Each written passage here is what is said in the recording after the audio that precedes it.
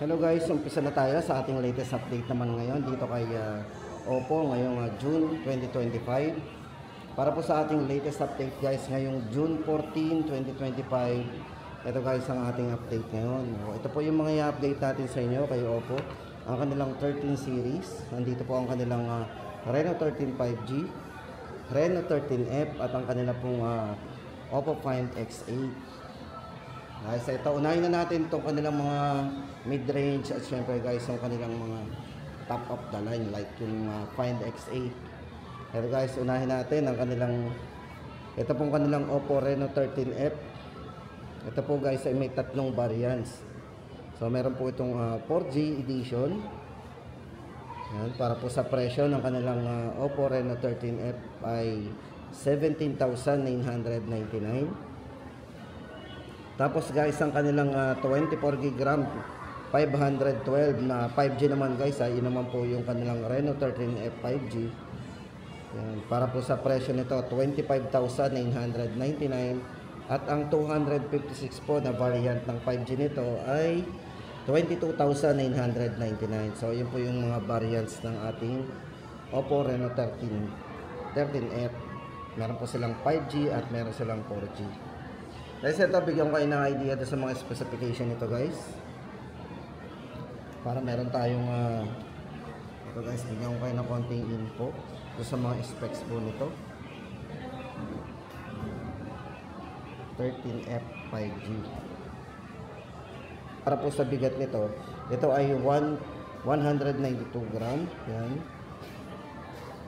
Tapos gumagana rin po ito sa OTG, USB OTG. Para po sa size ng screen, ito ay naka 6.67 inches at naka AMOLED display na po ito. At ang maganda guys dito, kung more on camera tayo, si Reno 13F ay merong wide angle pagdating sa main camera. So meron siyang wide angle na 50 megapixel at meron din po siyang ultra wide angle. 8 megapixel naman po yung kanyang ultra wide angle with autofocus and EIS. Then sa front camera po nito, ito ay merong 32 megapixel na camera. Then kung more on video tayo guys, ay tama-tama sa inyo to. Napaka-smooth po ng video nito. Kasi ito ay yan, meron din po siyang 4K resolution at 30 FPS.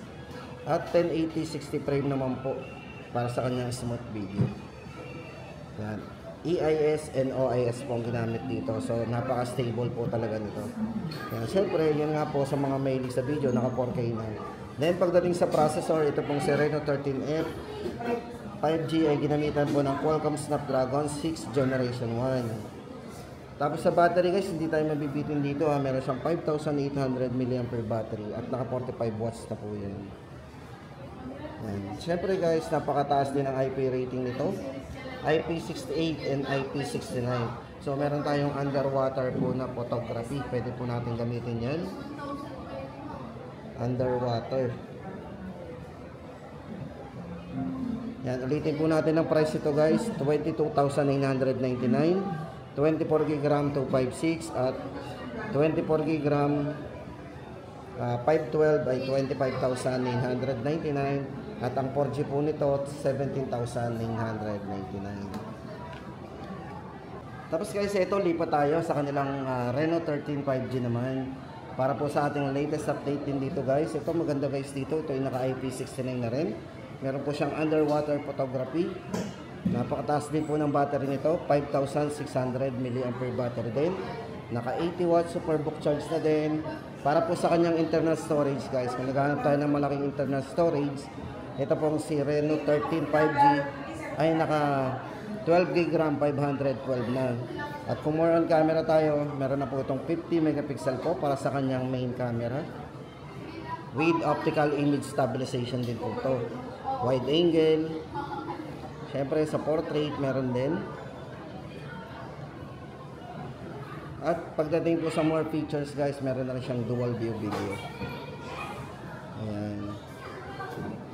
Ito guys, pag sa mga mahilig mag-selfie tama-tama to, napakalinaw po ng camera nito. Meron siyang 50 megapixel po na selfie camera. So ganoon siya kalinaw. Check natin. Exit muna tayo dito sa kanilang camera. Yan tayo sa selfie. Yan guys. Uy. So ayan guys, sa mga mahilig mag selfie, meron siyang 15 megapixel po.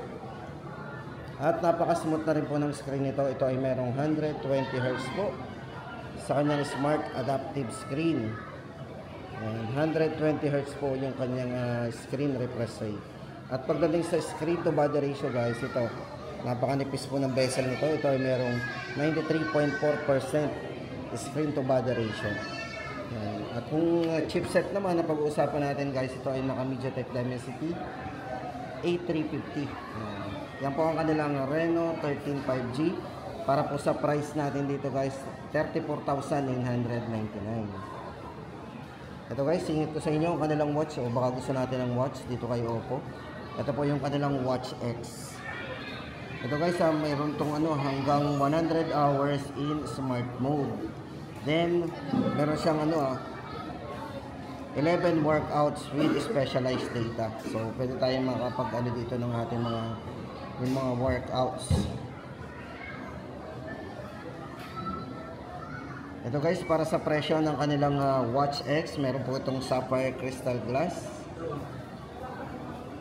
na ginamit dito, kaya matibay. So ito guys, para sa presyo nito, 18,999 ang kanila pong Oppo Watch X.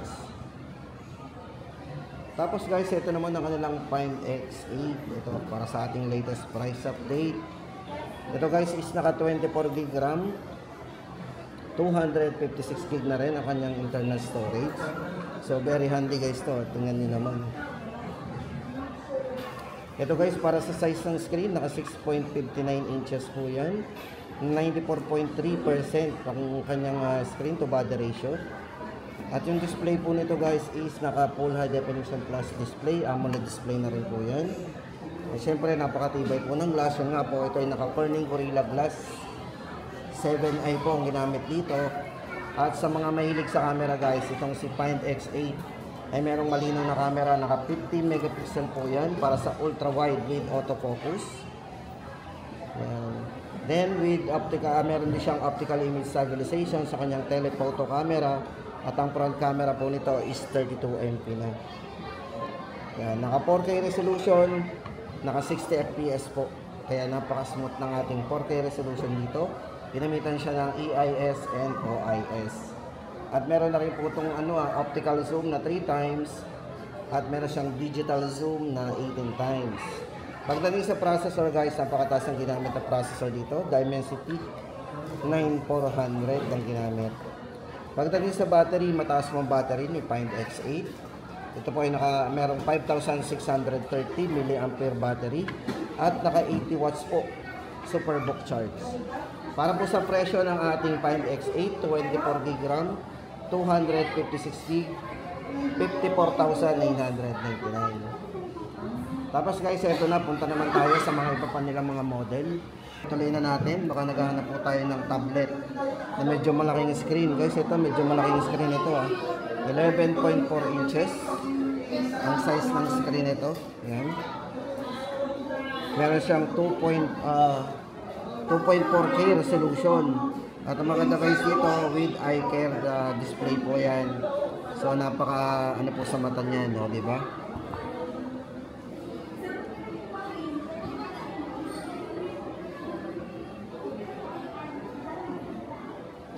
Syempre guys, pagdating sa sounds ito ay sound by Dolby Atmos para sa kanyang surround sound. So may experience natin dito ang surround sound. At kung battery naman, meron siyang 8,000 mAh large battery at fast charging na din, naka 33 watts. Ito pong si Pad Neo. Ito po available po ito sa Wi-Fi, at ang isa po nito ay LTE o yung 4G LTE. Para po sa presyo guys ng Wi-Fi nito, 15,999, at ang isa po nito na LTE, 17,999. Tapos guys, ito na, usapang budget naman tayo dito kay Oppo. Andito po ang kanilang Oppo A3X. Kung naghahanap po tayo ng budget, tama-tama po sa inyo kasi ang kanila pong A3X ay naka-sale na. So naka-markdown price po yan. Yung 64 gig po nito na dating 5,499 na 8 gig RAM 64, ngayon po ay 4,399. At ang 128 po na variant nito na dating 6,999, ngayon po ay 5,699. So napaka-baba na po ng presyo. Tapos guys, ito bigyan ko rin kayo ng idea doon sa mga specs po nito, yan, para may idea tayo. Battery guys ito, 5,100 mAh battery, naka 45 watts po yan, mabilis ang mag-charge. Size po ng screen ito, 6.67 inches. Naka high definition plus display at very smooth ang screen. Naka 90 Hz na rin po yan. Tapos guys, ito maganda dito, ginamitan to ng Snapdragon 6S Generation 1 mobile platform. At matibay po ang kanilang budget po na kasi ito po ay merong military grade shock resistance. Ulitin po natin ang price guys. Ito baka naghahanap tayo ng budget lang. 4,399.64 at 128 po nito ngayon po ay 5,699 na lang. Sobrang baba. Tapos guys, ito lipat tayo sa kanilang Oppo A3. For Oppo A3 naman guys, ito naman ang ating update. So guys, dito medyo marami din tayong pagpipilian dito. Tatlong variants po ang kanilang Oppo A3. Matibay din po ito guys. Siyempre, na-worry tayo. Accidentally madrap yan. Hindi basta-basta masisira. Naka-military grade shock resistance din to. Pagdating sa processor, ginamitan po ito ng Snapdragon 6S 4G. Yan. Generation 1 mobile platform. At meron din po itong over 4 years durable battery. Matibay din ang battery nito. Maglalas talaga ng ganong katagal. At kung more on camera, naka 50 megapixel na po yan. Yan, para sa kanyang ultra clear camera.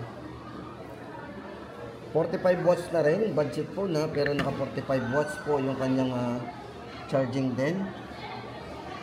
Superbook plus charge po. Then guys, ito medyo magaan din na 186 gram weight po nito. Magaan. Tapos pagka size naman ng screen, ito naka 6.67 inches, high definition plus display. At naka 90 Hz po yung kanyang screen refresh rate na 5,100 mAh battery, yan nga po, at Android 14. Para po sa presyo guys, yung tatlong variants nito. Yan, ito guys, naka-sale na to Yung 128 po, unahin natin dito. Ang 128 po nito, dating 8,499, ngayon po ay 7,999. Tapos ang isang variant ito na 8GB RAM 128 din, dating 9,499, ngayon po ay 8,499. At ang isa pong 256 po nito na dating 11,499, ngayon po ay 10,499. So yan na guys ang ating latest price update dito kay Oppo A3. Ulitin po natin ang presyo guys para tayo ay mayroong idea dito. So 8GB RAM 256, 10,499. Then 8GB RAM 128, 8,499. At 6GB RAM 128, 7,999. At ang last po sa ating listahan guys, ang kanilang Oppo A5 Pro. So ito guys, yung huli lumabas sa kanila, yung Oppo A5 Pro. Ito guys, may tatlong may tatlong variants po yung kanilang Oppo A5 Pro. Pero guys, ang available nila dito, yung kanilang 4G at sa pong 5G. So pag-usapan natin yung 256 po nito. Ito po ay parehong naka 8+8 ang RAM. Tapos 256 po internal storage. Ito guys, pagdating sa kanyang ito size ng screen, naka 6.67 inches. Oppo A5 Pro. Naka 90 Hz po yung kanyang screen refresh rate. Tapos guys, ang maganda dito, yung unang-una dito talaga, yung highlights ito, yung kanyang IP69, IP68, and IP66. Kung saan guys, ito ay hot water resistance and high pressure resistance. Kahit sa mainit, talagang makakasurvive to. Tapos matibay din, kaya meron po siyang tagline na drop it, hit it, and dunk it. So yun, kumbaga overall protection at durability. Ito guys, pagdating sa kanyang yan, Sa kanyang liwanag guys, napakaliwanag din. Meron siyang 1000 nits maximum brightness. Ang battery po nito 5800 mAh battery. Pagdating sa processor, ito po ay ginamitan ng Qualcomm Snapdragon 6S 4G Generation 1. Yan, para po sa ating latest price update guys, ito ay 13,999, 16,256. At ang 5G naman po nito 15,999, naka 16,256 din po yun. At yan guys ang ating latest update dito kay Oppo ngayong June 14, 2025. O yan guys, sa mga naghahanap ng budget, tandaan po natin ang kanilang Oppo A3 naka-sale at ang kanilang Oppo A3X na super baba na rin ang presyo.